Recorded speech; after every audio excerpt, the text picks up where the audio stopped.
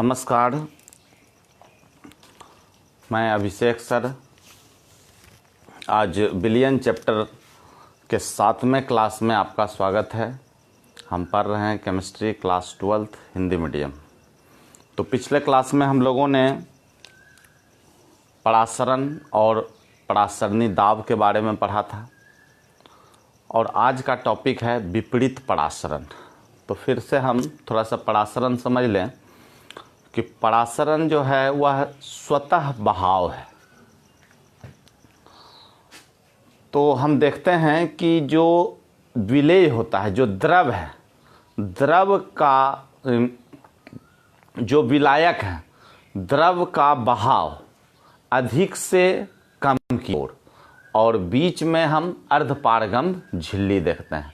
The flow of solvent from higher concentration towards lower concentration till equilibrium when both the solution is separated from semi permeable membrane। अगर दो solution अर्धपारगम झिल्ली द्वारा अलग अलग चैम्बरों में रखा हुआ है और जहां हम देखते हैं कि विलायक की अधिक मात्रा होती है, उधर से कम की ओर जो स्वतः बहाव होता है विलायक का, द्रव का, उसे हम परासरण कहते हैं। तो अभी हम समझने जा रहे हैं विपरीत परासरण। तो विपरीत परासरण नाम से ही क्लियर है कि यहाँ परासरण जो हो रहा होगा यह उल्टा परासरण हो रहा होगा। इंग्लिश में इसे रिवर्स ऑस्मोसिस भी कहते हैं। तो इसे समझने के लिए परिभाषा के रूप में हम यह कह सकते हैं कि किसी विलयन पर जो परासरणी दाब है, परासरणी दाब से अधिक दाब आरोपित करने पर हम देखते हैं कि शुद्ध विलायक की ओर से परासरण होने लगता है। दैट मीन्स उल्टा होने लगता है कि जो शुद्ध विलायक था उसका बहाव होता था अधिक से कम की ओर, और यहाँ शुद्ध विलायक की ओर से ही परासरण होने लगता है।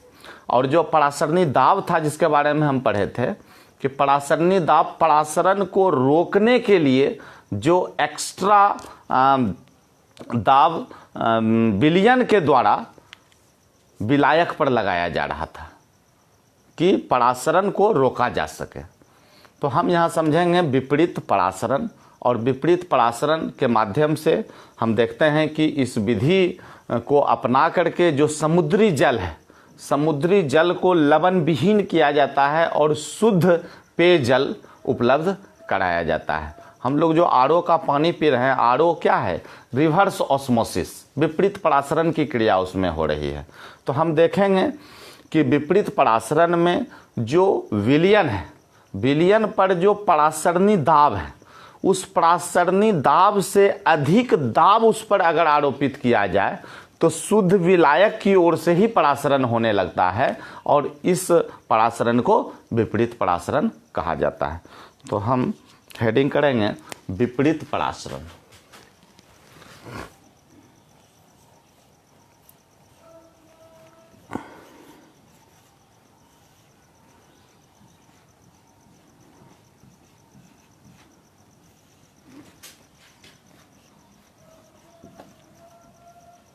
Reverse osmosis. पहले हम परिभाषा ले लें कि किसी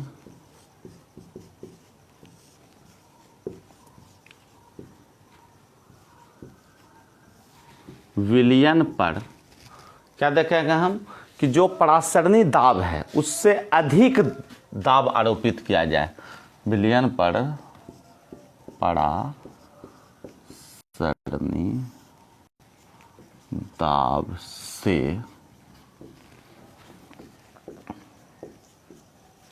अधिक दाब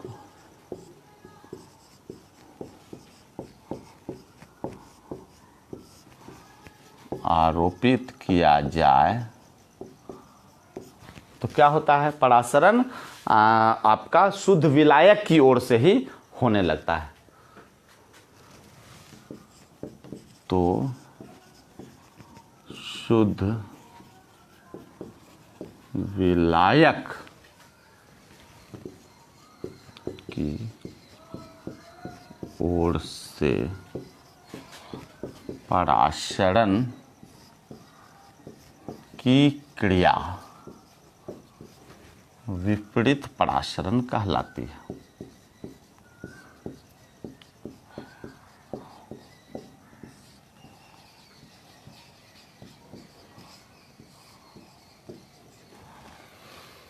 एक डायग्राम के द्वारा हम इसे समझने का प्रयास करेंगे।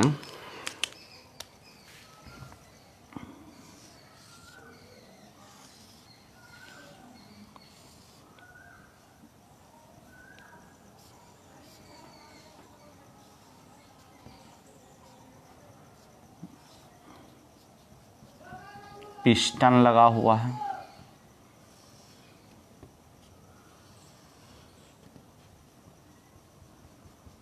ये एसपीएम है, अर्धपारगम झिल्ली।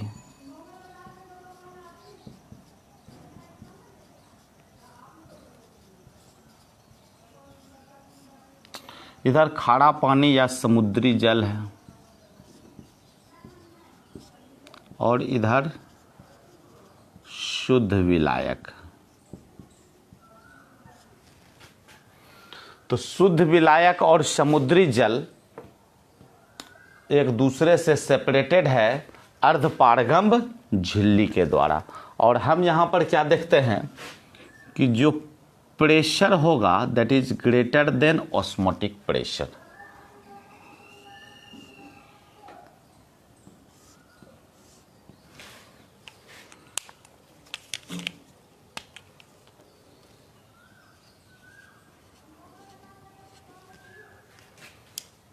यहाँ पर जल ही लिखा जाए ज़्यादा अच्छा रहेगा, शुद्ध जल। तो नॉर्मल कंडीशन में होता क्या था कि जो शुद्ध जल है इसका बहाव इधर से समुद्री जल की ओर होता था, लेकिन हमने जिधर मेरा खारा पानी है उधर क्या कर दिया, पिस्टन लगा दिया। तो पिस्टन लगा दिया तो जो ऑस्मोटिक प्रेशर था उससे अधिक प्रेशर लग गया, जिसके कारण कि क्या हो गया कि जो बहाव था, जो यहाँ द्रव मौजूद था, जो शुद्ध जल के अणु मौजूद हैं, वह इस चैम्बर से बाहर निकलने लगते हैं। और साथ ही इसमें जो मौजूद जल के कण हैं, विलेय के अलावा, विलेय के रूप में जो सॉल्ट है वह रुक जाएगा और जो जल के अणु हैं वह इसको पार करके, चूंकि एसपीएम से अर्धपारगम झिल्ली से सिर्फ द्रव ही कहने का मतलब विलायक ही पास कर पाते हैं। तो इस तरह से हमने यहाँ देखा कि शुद्ध विलायक की ओर से जल प्राप्त हो सकेगा। तो हम लिख सकते हैं कि इस विधि को अपनाकर जो समुद्री जल है उसको लवण विहीन करके, इस विधि को अपनाकर हम लिख सकते हैं, इस विधि को अपनाकर समुद्री जल को लवण विहीन करके शुद्ध जल उपलब्ध कराया जाता है, प्राप्त कराया जाता है। तो ये था मेरा टॉपिक विपरीत परासरण। हमने लिखा कि विपरीत परासरण, रिवर्स ऑस्मोसिस, सिंपल शब्द में कि किसी विलयन पर परासरणी दाब से अधिक दाब। तो हम यहाँ देख रहे हैं कि ये परासरणी दाब है और ये जो दाब आरोपित किया गया वह ज़्यादा आरोपित किया गया इस पिस्टन के द्वारा। तो शुद्ध विलायक की ओर से परासरण की क्रिया यहाँ हम को कर दें, को विपरीत परासरण की क्रिया होती है जिसे या होती है जो विपरीत परासरण कहलाती है। तो इस तरह से हमने विपरीत परासरण को समझा। अब जो नेक्स्ट टॉपिक है वो है एबनॉर्मल मोलर मास, वो सामान्य मोलर द्रव्यमान। तो हम देखते हैं कि जो नॉर्मल मोलर मास है तो यह चेंज कैसे होता है। तो मुख्य दो कारण हो सकता है। एक है कि अगर पदार्थ के कणों का संगुणन हो जाए, एसोसिएशन हो जाए, या पदार्थ के कणों का डिसोसिएशन हो जाए, मतलब छोटे छोटे कण आपस में मिल जाएं या बड़े जो कण हैं वह टूट जाएं। विलेय के जो कण हैं अगर उसमें संगुणन या वियोजन हो जाए तो इस कारण से उसकी संख्या में परिवर्तन आता है, और संख्या में परिवर्तन साथ ही साथ उसके आणविक द्रव्यमान में भी परिवर्तन आता है। तो यह परिवर्तन असामान्य मोलर द्रव्यमान कहा जाता है। हम देखते हैं कि जो संगुणन होता है तो संगुणन के फलस्वरूप जो छोटे छोटे कण हैं वह आकर के मिलते हैं। तो जब कणों की संख्या पहले अधिक थी, अब वो संगुणित हो गए, और संगुणन होने के पश्चात उसकी संख्या क्या हो गई, घट गई। तो संख्या तो घट गई, लेकिन हम देखते हैं कि जो पहले जो कण थे उसका जो मोलर द्रव्यमान था और अब जो नए कण का निर्माण हुआ उसका जो मोलर द्रव्यमान होगा वह बढ़ेगा। लेकिन हम अनुसंख्य गुणधर्म पढ़ चुके हैं, और अनुसंख्य गुणधर्म यह कहता है कि यह विलयन का ऐसा गुणधर्म है जो विलेय के कणों की संख्या पर निर्भर करती है। तो हम देखेंगे कि संगुणन के पश्चात जो विलेय के कण है उसकी कणों की संख्या में कमी आती है। तो कमी आती है तो अनुसंख्य गुणधर्म भी घट जाता है। ठीक इसके विपरीत हम वियोजन के केस में देखेंगे कि वियोजन के फलस्वरूप जो विलेय के कणों की संख्या है वह संख्या बढ़ जाती है, और संख्या बढ़ने के कारण जो मोलर द्रव्यमान है वह तो घट जाता है, लेकिन इसका अनुसंख्य गुणधर्म में बढ़ोतरी होती है। तो इस कारण से हम देखते हैं कि जो मोलर द्रव्यमान है वह उसमें परिवर्तन आ रहा है। इसे हम असामान्य मोलर द्रव्यमान कहते हैं, जिसे बाद में वेंट ऑफ गुणांक के द्वारा मॉडिफाइड किया गया, संशोधित किया गया। तो हम समझेंगे आगे असामान्य मोलर द्रव्यमान और किस तरह का हम मॉडिफिकेशन, संशोधित रूप हम देखेंगे अनुसंख्य गुणधर्म का, और इससे रिलेटेड जो न्यूमेरिकल्स है उसको बनाकर इस चैप्टर को कंप्लीट करना है। तो असामान्य मोलर द्रव्यमान मिटा दें इसको।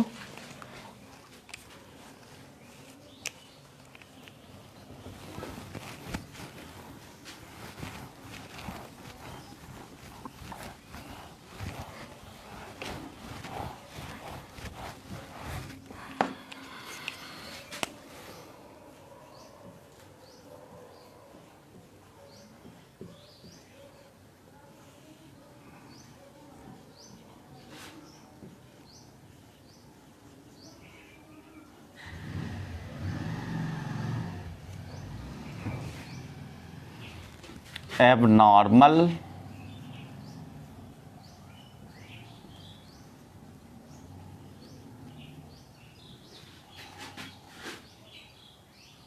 Molar mass.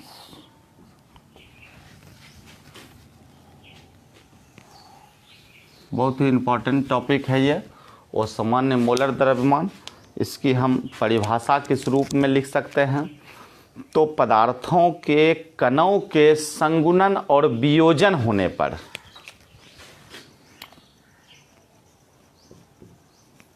पदार्थों के कणों की पदार्थों के कणों के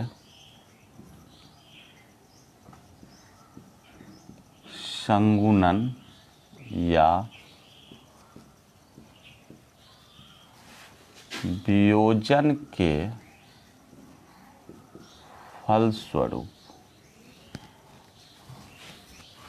क्या होती है। सीधे लिख दें, दो कारण, और जो पहला कारण होगा जिसे हम संगुणन कहते हैं, और जो दूसरा कारण होगा उसे वियोजन कहते हैं। इंग्लिश में हम कह सकते हैं एसोसिएशन, इसे हम डिसोसिएशन कहेंगे।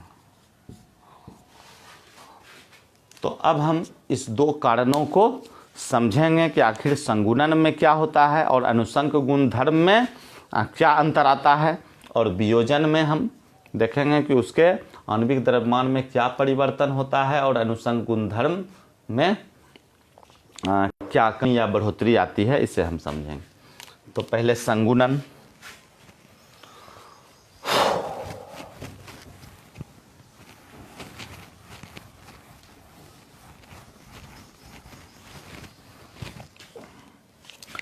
हेडिंग करेंगे, पहला जो कारण है वह है संगुणन।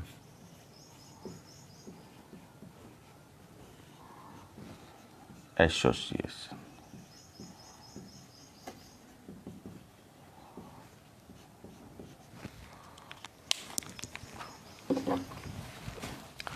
तो स्पष्ट है कि इस प्रक्रिया में हम क्या देखते हैं कि अणुओं की संख्या घट जाती है, विलेय के अणुओं की संख्या घट जाती है।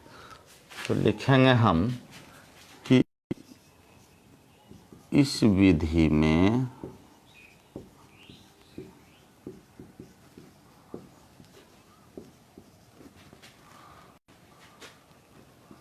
विलेय की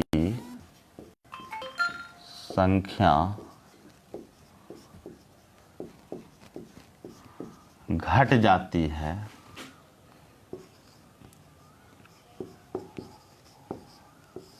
मोलर द्रव्यमान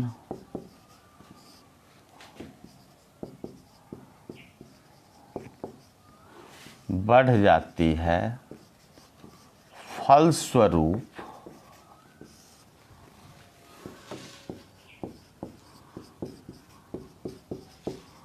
अनुसंख्य गुणधर्म साथ साथ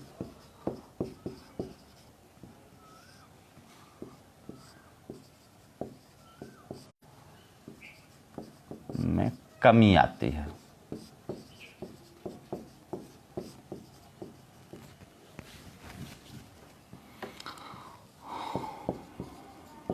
मोलर द्रव्यमान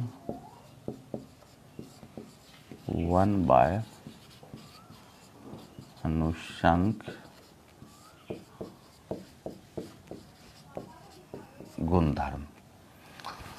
और बहुत ही अच्छा इसका एक उदाहरण है कि अगर हम एसिटिक एसिड को बेंजीन में मिलाते हैं, जब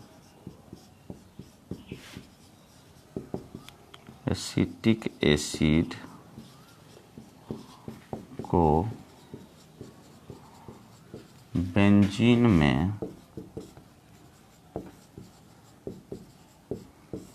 मिलाया जाता है तो उसका मोलर द्रव्यमान 2 गुना हो जाता है।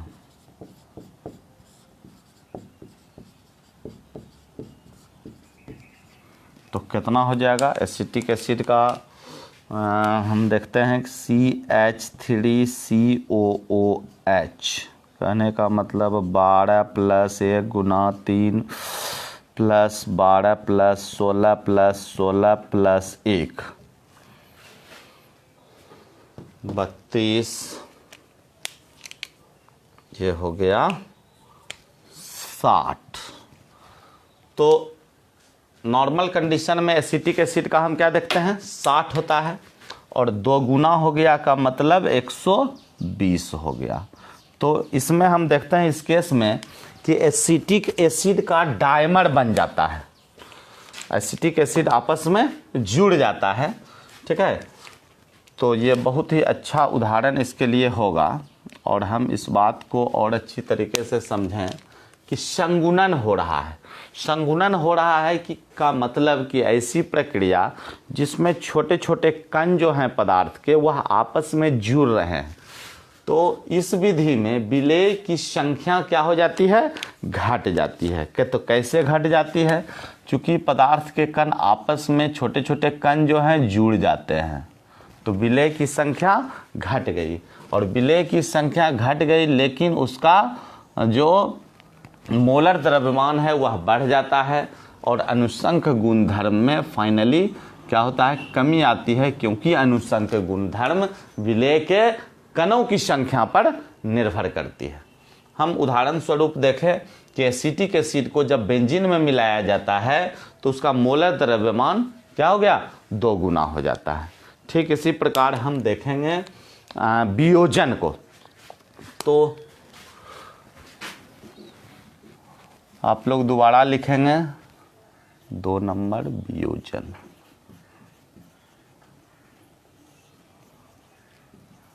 डिसोसिएशन।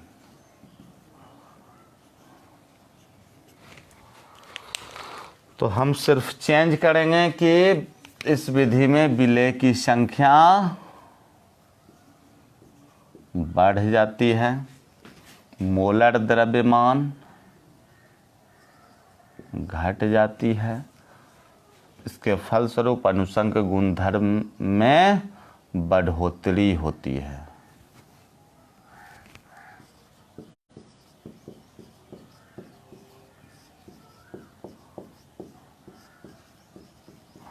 तो ये तो हो गया डिसोसिएशन, और रिलेशन तो मोलर द्रव्यमान और अनुसंक गुणधर्म एक दूसरे के इन्वर्सली प्रोपोर्शनल होगा। अब यहाँ उदाहरण स्वरूप लेंगे कि जब एसिटिक एसिड यहाँ बेंजीन में मिला रहे थे, अब यहाँ KCl को हम वाटर में मिलाएंगे। KCl को जल में मिलाया जाता है तो मोलर द्रव्यमान इसका आधा हो जाता है।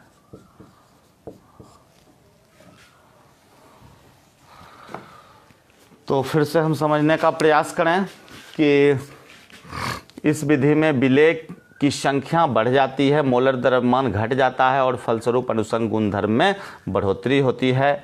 और जब KCl को जल में मिलाया जाता है तो उसका मोलर द्रव्यमान आधा हो जाता है। कहने का मतलब कि इसका 74.5 होता है।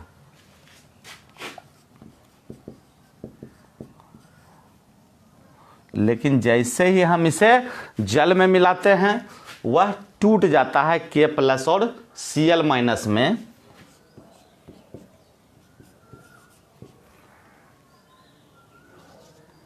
और इसका मोलर द्रव्यमान 37.5 के करीब हो जाता है। तो हम यहाँ इस प्रकार से लिख सकते हैं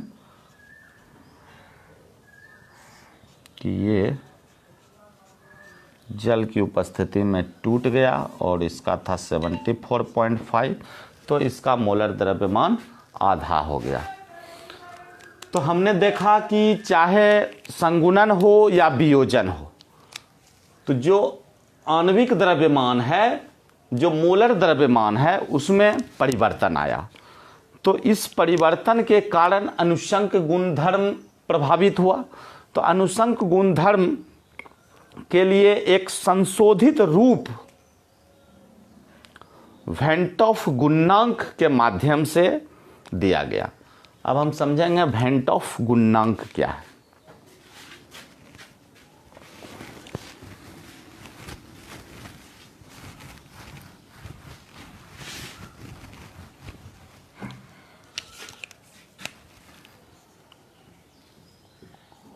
वेंटॉफ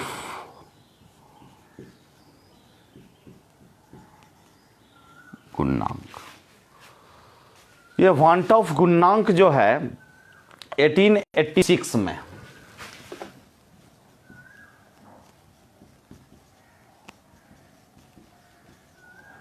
वांट ऑफ फैक्टर्स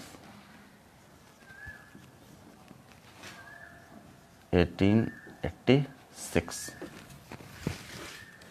तो वांट ऑफ फैक्टर के माध्यम से हमने देखा कि बिलियन में जो विलय का क्या हो गया, संगुणन या वियोजन हो गया। तो इसे व्यक्त करने के लिए हम एक गुणांक को समावेशित कर सकते हैं, जिसे हम वांट ऑफ गुणांक कहते हैं। तो विलियन में हम लिख सकते हैं, विलियन में विलय के कणों में संगुणन एवं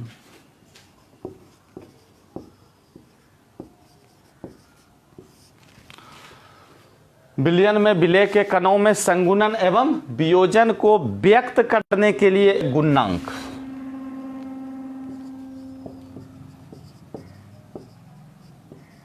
व्यक्त करने के लिए एक गुणांक समावेशित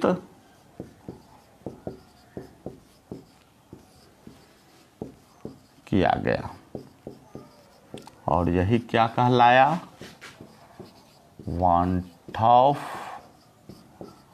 गुणांक। और इसे हम I द्वारा रिप्रेजेंट करते हैं। तो हम देखेंगे कि ये I जो है, I इज इक्वल टू जो सामान्य मोलर द्रव्यमान था और जो प्रेक्षित मोलर द्रव्यमान आया, दैट मीन्स एक नॉर्मल मॉलिक्यूलर मोलर मास और ऑब्जर्व्ड मोलर मास। तो I is equal to, I is the ratio of सामान्य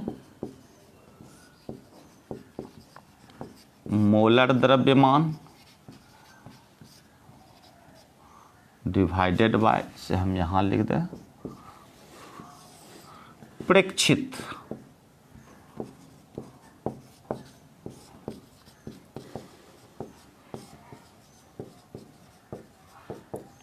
प्रेक्षित मोलर द्रव्यमान। सामान्य का अर्थ हो गया नॉर्मल और प्रेक्षित का अर्थ हो गया ऑब्जर्व्ड। तो it is the ratio between normal molar mass and observed molar मास। हम देखते हैं संगुणन के केस में। तो संगुणन के केस में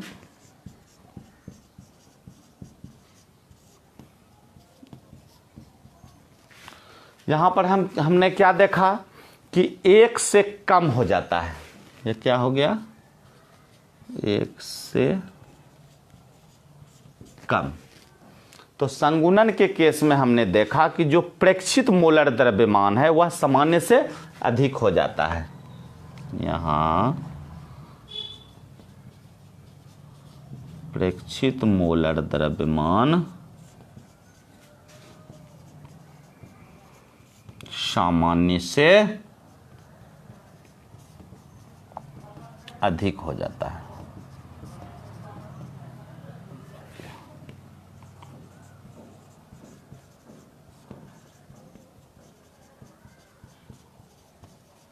जबकि हम वियोजन के केस में देखते हैं,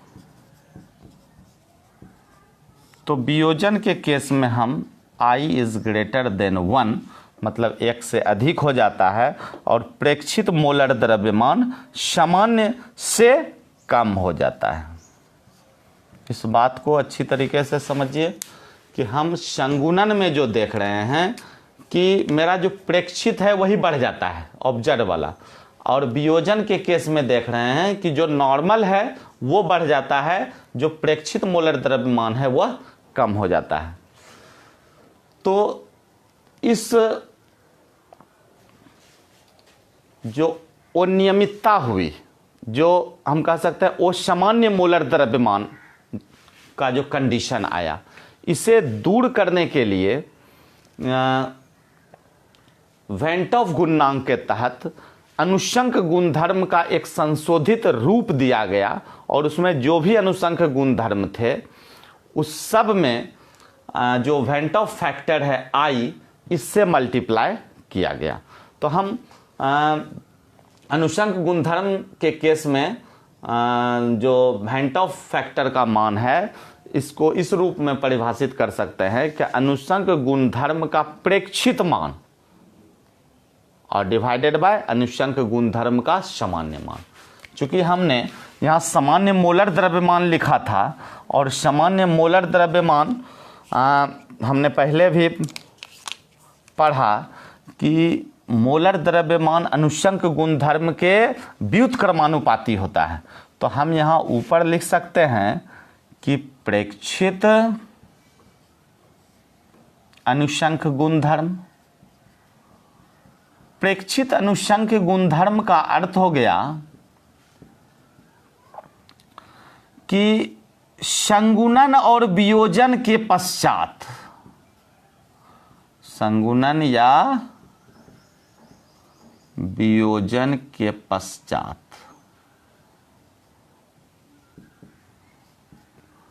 डिवाइड अनुषंक गुणधर्म, सामान्य अनुषंक गुणधर्म, कहने का मतलब कि संगुणन और वियोजन के पूर्व, संगुणन या वियोजन के पूर्व। तो इस तरह से हम अनुषंक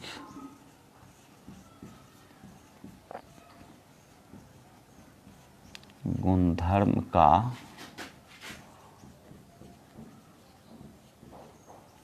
संशोधित रूप,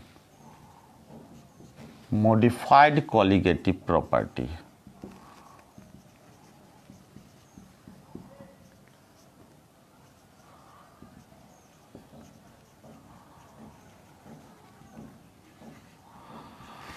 तो जो पहला कोलिगेटिव प्रॉपर्टी था relative lowering of vapour pressure, मतलब P naught A minus P by P naught A that is equal to P naught A minus P by P naught A that is equal to mole fraction of solute. दूसरा जो था मेरा कि elevation in boiling point del T B is equal to K B into M.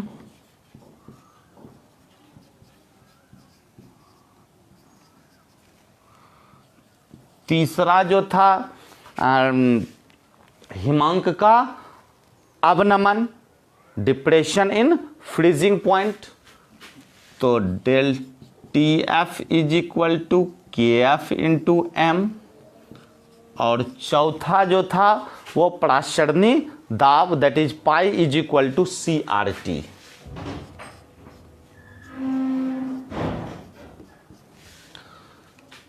ये चारों मेरा जो normal colligative property था वो था, लेकिन इसमें संगुणन या वियोजन अगर हो तब जो कोलिगेटिव प्रॉपर्टी में अंतर आएगा, जो संशोधित रूप हुआ, इस सारे में आई से मल्टीप्लाई होगा, i into x b, i into k B into m, i into k f into m and i into c r t. ये जो है अनुषंक गुणधर्म का संशोधित रूप हुआ। और इसी के माध्यम से हम जो भी न्यूमेरिकल्स देखेंगे क्वेश्चन में, अगर संयोजन और वियोजन का केस दिया हुआ है तो इससे अप्लाई करेंगे, नहीं दिया हुआ है तो जो नॉर्मल अनुषंक गुणधर्म है उस फॉर्मूला को अप्लाई करके हमको काम कर लेना है। तो अब कुछ सवाल हम इससे रिलेटेड देखते हैं। चैप्टर का जो थ्योरी था वो समाप्त हो गया, यहाँ तक ही है। तो अब हम देखेंगे एक क्वेश्चन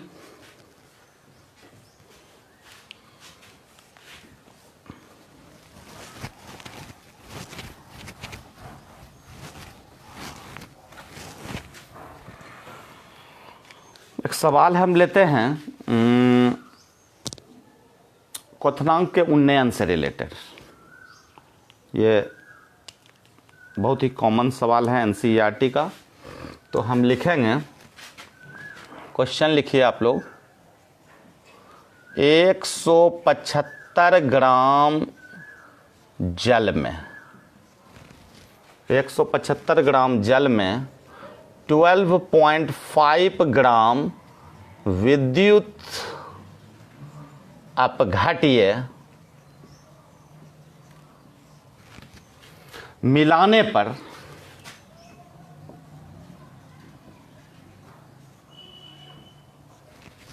हम क्या देखते हैं कि क्वथनांक में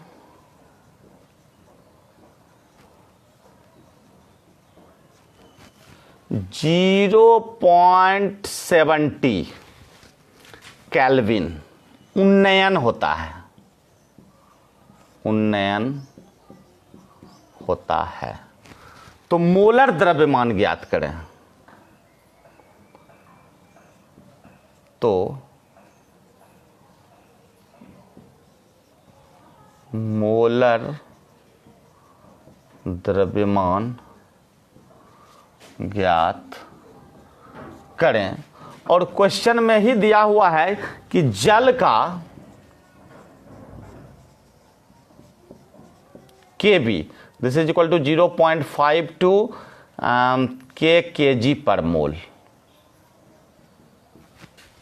तो ये मेरा प्रश्न है और प्रश्न का जो वैल्यू है सिंपल है। देखिए 175 ग्राम जल में अगर 12.5 ग्राम विद्युत अपघट्य मिलाया जाए तो क्वथनांक में उन्नयन इतना होता है। मोलर द्रव्यमान निकालना है तो बहुत आसान है। इस क्वेश्चन को हम प्रोसीड करते हैं और आप लोग भी देखिए यहाँ कि यहाँ प्रश्न से क्या क्या दिया हुआ है। प्रश्न से मेरे पास सबसे पहला तो WB दिया हुआ है। WB का मतलब क्या हो गया कि विलेय का द्रव्यमान दिया हुआ है और विलेय का द्रव्यमान चूंकि विद्युत अपघट्य मिलाया जा रहा है तो that is equal to 12.5 gram.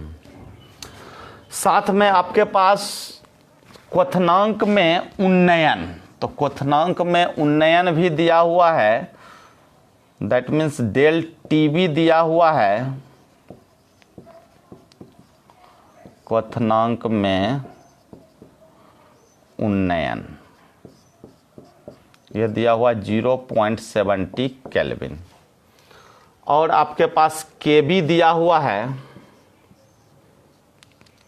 Kb है 0.52 kg पर मोल। अब हम देखते हैं कि किस में मिलाया जा रहा है तो ये भी दिया हुआ है। चलिए वेट ऑफ मतलब विलायक का द्रव्यमान दिया हुआ है।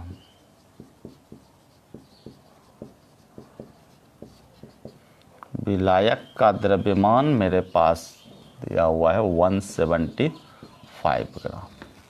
तो इतना इंफॉर्मेशन हम क्वेश्चन से लिए और जो मेरा फॉर्मूला कहता है कि रॉल्ट लॉ के आधार पर क्या था, क्वथनांक का उन्नयन विलेय के मोलल सांद्रता के समानुपाती होता है। कहने का मतलब कि हम यहाँ लिख सकते हैं कि डेल टीबी और थोड़ा ऊपर लिखें या सीधे लिख दें सूत्र से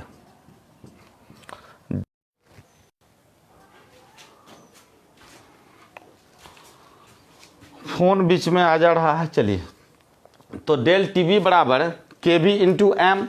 तो अब ये जो है मोलल सांद्रता का हम फॉर्मूला लगा दें। तो मोलल सांद्रता का फॉर्मूला लगाएंगे तो केबी इंटू क्या हो जाएगा मोल, विलेय का मोल। तो डायरेक्ट हम लिख दें विलेय का मोल WB बाय MB इंटू क्या हो जाएगा, तो जो विलायक होगा विलायक का द्रव्यमान केजी में, तो हम यहाँ ग्राम में ले लेते हैं 1000 और इंटू WA। तो फाइनल हम यहाँ तक पहुँच गए। अब हमको यहाँ से निकालना क्या है, तो क्वेश्चन कह रहा है कि मोलर द्रव्यमान ज्ञात करें। तो मोलर द्रव्यमान mb ज्ञात करें, तो हम पहले mb बराबर निकाल लेते हैं। mb बराबर क्या हो जाएगा, kb इंटू डब्ल्यू b into 1000 by del T b into डब्ल्यू ए।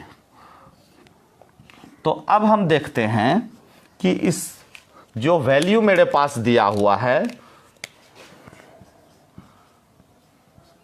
वो है क्या, तो kb मेरे पास दिया हुआ है 0.52 इंटू WB भी दिया हुआ है 12.5 ग्राम और 1000 से हमको मल्टीप्लाई करना है। साथ ही डेल TB मेरे पास दिया हुआ है 0.70 इंटू WA दिया हुआ है 175। तो अब इसे गुना भाग आप करते रहिए और इसका आंसर लगभग 53 पॉइंट कुछ आएगा। तो कैलकुलेट करके देख लीजिएगा। हम आंसर लिख दे रहे हैं 53.06।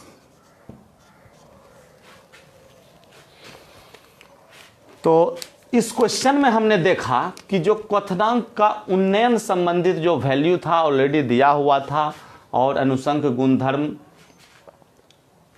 जो मोलर द्रव्यमान कैलकुलेट करने का जो मेरे पास रॉल्ट के नियम के अनुसार जो दिया गया रिलेशन था उसके माध्यम से हमने यहाँ से मोलर द्रव्यमान कैलकुलेट कर लिया। इसी प्रकार का कुछ सवाल आपको फ्रीजिंग पॉइंट से भी रिलेटेड आएगा और relative lowering of vapour pressure से भी आएगा। एक सवाल हम जो है ऑस्मोटिक प्रेशर का लेते हैं, तब इस चैप्टर को हम कंक्लूड कर देंगे। तो ऑस्मोटिक प्रेशर एक क्वेश्चन हम लोग और लिखे हैं, तो ये क्वेश्चन स्पष्ट है, सिर्फ इसको कैलकुलेट करके निकाल लेना है। मिटा दें।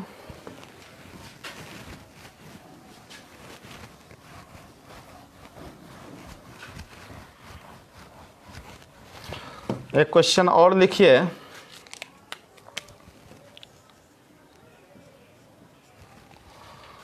क्या ले सकते हैं ये पराशरणी दाब ना। तो यदि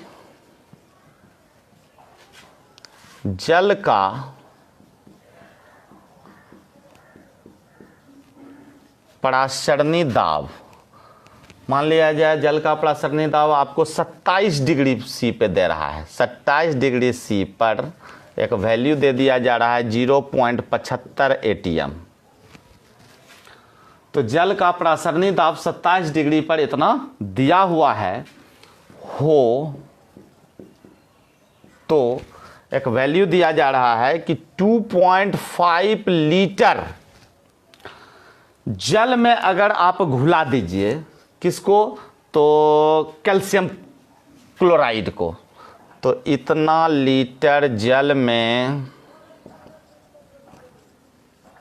घुले क्या, तो CaCl2 कैल्शियम क्लोराइड, और इसका I का भी वैल्यू दिया हुआ है। तो I का वैल्यू दिया हुआ है 2.47। ठीक है, ये वेंट ऑफ फैक्टर का आपको वैल्यू दिया हुआ है। अब है इसी की हमको क्या की मात्रा ज्ञात करें।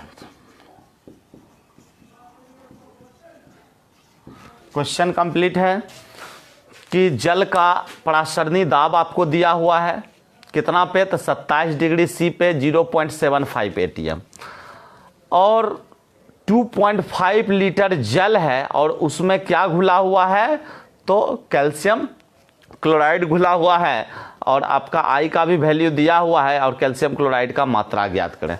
कहने का मतलब क्वेश्चन से स्पष्ट है कि हमको यहाँ पर WB कैलकुलेट करने दिया जा रहा है, मतलब विलेय का द्रव्यमान।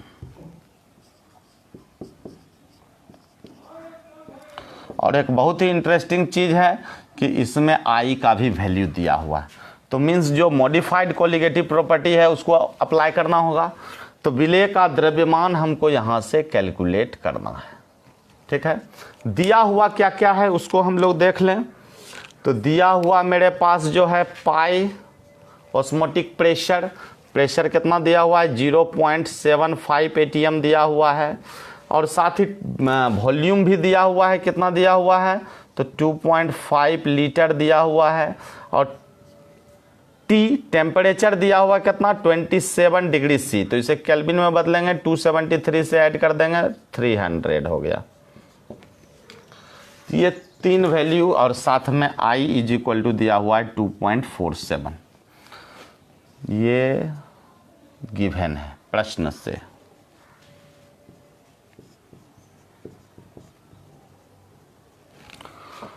तो प्रश्न से ये इंफॉर्मेशन मिल गया हमको। अब हम देखेंगे कि जो मेरा रिलेशन था परासरणी दाब का कि पाई इज इक्वल टू हम क्या देख रहे थे CRT, तो यहाँ पर चूंकि मॉडिफाइड हमको देखना है तो पाई इज इक्वल टू हम CRT दे रहे थे, तो हमको यहाँ लिखना होगा ICRT, ठीक है। और I के साथ C का जो वैल्यू होगा वो क्या हो जाएगा, चूंकि C बराबर हो गया मोलर कंसंट्रेशन, तो मोलर कंसंट्रेशन का मतलब हो गया कि mole of solute by volume of solution in litre. तो मोल ऑफ सॉल्यूट आप ले लीजिए, मोल ऑफ सॉल्यूट हो गया WB/MB। अब volume of solution in litre भी ले लीजिए, यहाँ R और T, चलिए पाए। तो T का तो वैल्यू है ही R का वैल्यू क्या हो सकता है, तो R का वैल्यू है 0.0821 ATM पर केल्विन पर मोल, 0.0821 ATM पर केल्विन पर मोल। अब सारे वैल्यू को हम यहाँ पुट करेंगे। अच्छा, निकालना हमको क्या है यहाँ से, तो यहाँ से WB निकालना है, तो ठीक है WB हम निकालेंगे, इस सारे को ऊपर दे दें। तो हम WB बराबर फाइनल क्या लिख सकते हैं, तो पाई लिख दें, pi into MB into V/IRT, ये वैल्यू इधर आ गया, तीनों मल्टीप्लाई नीचे। तो फाइनल इस फॉर्मूला पर हम वैल्यू को पुट करेंगे। तो WB बराबर मेरा पाई का वैल्यू क्या दिया हुआ है, तो 0.75 इंटू MB का क्या दिया हुआ है, हाँ ये तो इन्फॉर्मेशन है नहीं, तो MB हम निकाल लें, CaCl2 ना, CaCl2 तो हम जानते हैं कि इसका तो 40 होता है, अब प्लस क्लोरीन का होता है 35.5 इंटू 2 कर दें, तो हम 40 प्लस 71, ठीक, ये हो गया मोलर मास ऑफ जो सॉल्यूट हम जिसका निकालना चाह रहे हैं। तो मेरा MB हम लिख सकते हैं 111, चलिए इसको हम ब्लैक से लिखें। V का वैल्यू मेरे पास दिया हुआ है 2.5 बाय, I का वैल्यू दिया हुआ है 2.47 इंटू R हम जान ही रहे हैं 0.0821 इंटू T मेरे पास दिया हुआ है 300। तो अब आराम से इसको गुना भाग करके और इसका जो है ग्राम में आप आंसर निकाल दीजिए। तो इस तरह से ये चैप्टर मेरा कंप्लीट हो गया। एक टर्म है THEENT। अब नेक्स्ट चैप्टर हम लोग कल से पढ़ेंगे इलेक्ट्रोकेमिस्ट्री। तो सॉल्यूशन के लिए इतना ही। अब आप लोग जो भी न्यूमेरिकल्स NCERT या अदर बुक में है उसे बनाइए। मैं समझता हूँ कि निश्चित रूप से आपसे बन जाएगा। जो कॉन्सेप्ट हमने दिया है वह काफ़ी है इस चैप्टर के लिए। तो thank you for watching this video. इसी तरह से आप बने रहें और इस कोरोना के कहर में जो आपको फेसबुक लाइव के माध्यम से जो हम क्लास 12th के बच्चों के लिए जो केमिस्ट्री हिंदी मीडियम और अंग्रेजी मीडियम दोनों माध्यम से हम इस विकट परिस्थिति में भी आपको पढ़ा रहे हैं। आप इसका लाभ उठाएं और बहुत लोगों तक यह बात पहुंचाएं जिससे कि वह भी इससे लाभान्वित हो। बहुत बहुत धन्यवाद। Thank you.